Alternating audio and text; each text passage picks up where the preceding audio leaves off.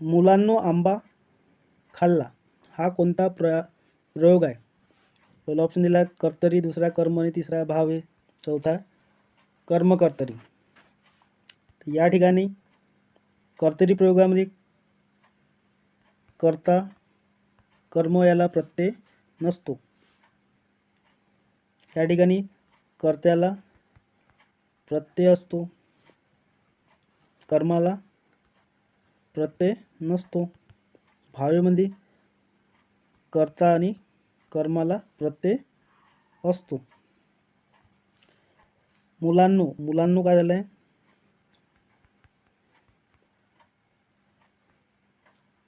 कर्ता झालाय. आंबा काय आहे?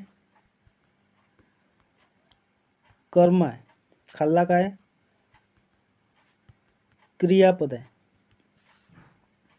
या ठिकाणी प्रत्यय लागलाय कोणता? मुलांनो, संबोध. विभक्तीच्या मधला नो लागलाय, सप्तमी मधला संबोध मधला नो लागलाय. ज्या ठिकाणी कर्त्याला काय प्रत्यय लागतो त्या ठिकाणी कोणता प्रयोग होतो? कर्मणी प्रयोग. मुलांनो आंबा खाल्ला हा कोणता प्रयोग येतो मग? ऑप्शन क्रमांक 2 याचं योग्य उत्तर असणार आहे कर्मणी प्रयोग.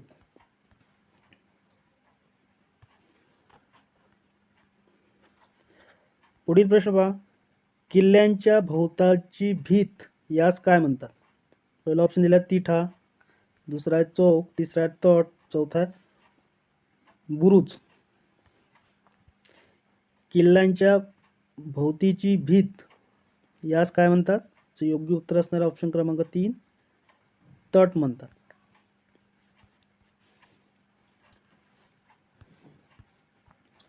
पुढील प्रश्न बघा, तिन्ही बाजूंना पाणी असलेल्या प्रदेशाला काय म्हणतात?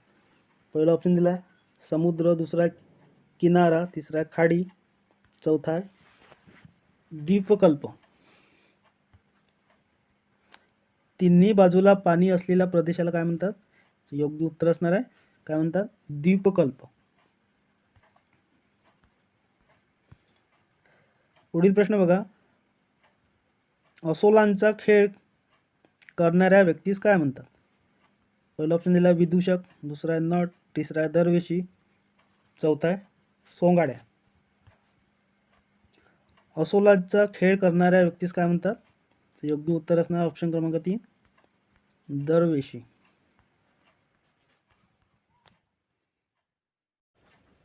लहान मूल म्हणजे मातीचा गोळा अलंकार ओळखा. काय ओळखायचा आपल्याला? अलंकार ओळखायचा. त्यापूर्वी त्याचे ऑप्शन बघून घेऊ आपण. पहिला चेतन गुणोत्ती अलंकार, दुसरा रूपक अलंकार, तिसरा उत्प्रेक्ष अलंकार आणि चौथा आहे अनुप्रास अलंकार. अलंकार म्हणजे माहित पाहिजे आपल्याला, भाषेचे सौंदर्य वाढवण्यासाठी वापरलेल्या तंत्राला भाषेचे अलंकार म्हणतात. भाषेचे अलंकाराचे किती प्रकार पडतात? 2 प्रकार पडतात. कोणकोणते?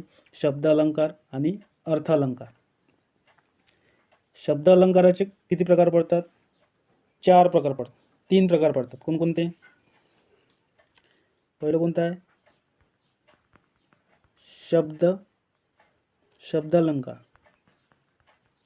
आणि दुसरा कोणता आहे? अर्थ अलंकार. अलंकाराचे 2 मुख्य प्रकार पडतात. कोणकोणते? शब्द अलंकार आणि अर्थ अलंकार. सुरुवातीला आपण शब्द अलंकार बघू. शब्द अलंकार याचे किती प्रकार पडतात? 3 प्रकार पडतात. कोणकोणते? अनुप्रास, यमक आणि श्लेष अलंकार असे 3 प्रकार पडतात. अनुप्रास अलंकार बघू. कवितेच्या रचनात एकाच अक्षराची पुनरावृत्ती होऊन त्यातील नांदामुळे जेव्हा सौंदर्य प्राप्त होते तेव्हा अनुप्रास अलंकार होतो. म्हणजे काय होते? पुन्हा पुन्हा तोच शब्द येतात. जसं उदाहरणार्थ बालिश बहु. उदाहरण बघू आपण. बालिश बहु बायकांत, बड, बडला. या ठिकाणी काय झालंय, एकाच अक्षराची पुनरावृत्ती होत आहे. बालिश ब आला, तर बहु ब आला, बा आला, बायकांमधला बाय आला, इथं ब ब. ज्या ठिकाणी अक्षराची पुनरावृत्ती होते त्याला कोणता अलंकार म्हणतो? अनुप्रास अलंकार. कोणता अलंकार झाला? अनुप्रास अलंकार. त्यातला शब्दालंकारामधला दुसरा बघू, यमक. यमक वेगवेगळ्या अर्थाने असणाऱ्या परंतु उच्चारात समानता असणाऱ्या शब्दाचा वापर चरणात ठराविक ठिकाणी केल्यामुळे जो नाद निर्माण होऊन जे सौंदर्य प्राप्त होते त्यास काय म्हणतात? यमक अलंकार. काय म्हणतात? यमक अलंकार. उदाहरण बघू आपण त्याचं यमक अलंकाराचं. सुसंगती सदा घडो, सुसंगती सदा घडो,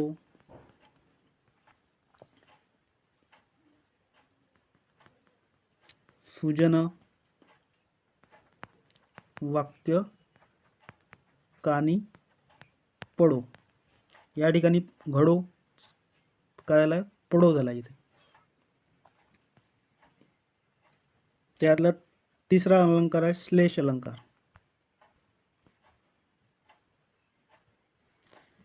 श्लेष अलंकार. श्लेष अलंकार बघू. या अलंकार एकच शब्द दोन अर्थाने वापरला जातो. म्हणजे एकच शब्द दोन अर्थाने वापरला जातो. या ठिकाणी उदाहरण बघू त्याचं आपण. हे मेघा तू सर्वांना जीवन देतोस. या ठिकाणी जीवन आहे. जीवनचे दोन अर्थ निघतात. कोणकोणते? आयुष्य आणि पाणी. श्लेष अलंकारामध्ये काय होतो? एकच शब्द दोन अर्थाने वापरला जातो. या ठिकाणी दोन अर्थाने वापरला जातो. जीवनचं काय झालं? आयुष्य आणि पाणी. त्यानंतर अर्थालंकारचे प्रकार पडतात. या प्रकारात वाक्यातील अर्थामुळे भाषेला सौंदर्य प्राप्त होतात. कोणकोणते येतात? उपमा, उपमा अलंकार, उत्प्रेक्षा, उत्प्रेक्षा अलंकार, आपणहूती अलंकार, अनन्वय अलंकार, अलंकार, रूपक अलंकार, अतिशोक्ती अलंकार, दृष्टांत अलंकार, विरोधाभास अलंकार, चेतना गुणोक्ती अलंकार, सभोक्ती अलंकार प्रकार पडतात. या ठिकाणी आपल्याला लहान मूल म्हणजे मातीचा गोळा. अनुप्रास आपण बघितला. अनुप्रासमध्ये काय होते? कवितेच्या रचनात एकाच अक्षराची पुनरावृत्ती होते. कोणता अलंकार होतो मग? अनुप्रास अलंकार. उत्प्रेक्षा अलंकार बघू. उत्प्रेक्षा अलंकार उपमेय हे जणू उपमानच आहे असे दर्शवण्यासाठी काय वापरले जातात? जणू, जणू, जणू काया, गमे, वाटे, भासे यासारखे शब्दाचा वापर केला जातो. ज्या ठिकाणी जणू, जणू काया, गमे, वाटे, भासे असे शब्द असतात तो कोणता अलंकार होतो? उत्प्रेक्षा अलंकार होतो. अनुप्रास अलंकार ज्या ठिकाणी अक्षराची पुनरावृत्ती होतात त्याला कोणता अलंकार म्हणतो? अनुप्रास अलंकार. त्यानंतर कोणता अलंकार आहे? चेतना गुणोक्ती अलंकार. चेतना गुणोक्ती अलंकाराचं बघून घेऊ आपण. निर्जीव तसेच मानवी कृती, कल्पना या सजीवाप्रमाणे कृती करतात असा जेव्हा आरोप केला जातो तेव्हा चेतना गुणोक्ती अलंकार होतो. जसं उदाहरण बघू आपण.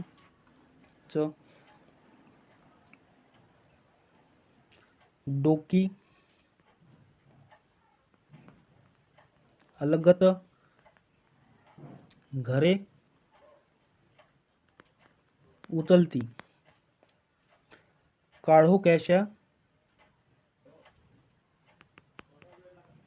काळोख्याच्या उशी वरुनी. या ठिकाणी निर्जीव वस्तूच्या मानव कृती कल्पना या सजीवाप्रमाणे कृती करतात असा जेव्हा आरोप, या ठिकाणी आरोप होत आहे. कोणता अलंकार होतो मग? चेतना गुणोत्ती अलंकार. तर राहिला ऑप्शन क्रमांक 2 रूपक अलंकार. रूपक अलंकार बघू. जेव्हा उपमेय आणि उपमा यात भेद नसून दोन्ही अगदी एकरूप आहेत असे दर्शविले जाते तेव्हा कोणता अलंकार होतो? रूपक अलंकार होतो.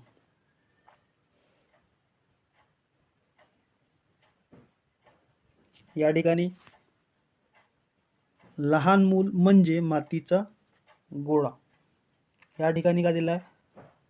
उपमेय आणि उपमा याचा भेद नसून दोन्ही अगदी एकरूप आहे असे दर्शविले जातात. जे लहान मूल याचं रूपांतर कशामध्ये झालं आहे? मातीचा गोळा. म्हणजे उपमेय आणि उपमा याचा भेद नसून दोन्ही अगदी एकरूप असतात. जे लहान मूल म्हणजे, ज्या ठिकाणी म्हणजे लागलेला आहे, कोणता अलंकार होतो मग? रूपक अलंकार. लहान मूल म्हणजे मातीचा गोळा अलंकार कोणता होणार मग? योग्य उत्तर असणार ऑप्शन क्रमांक 2 रूपक अलंकार.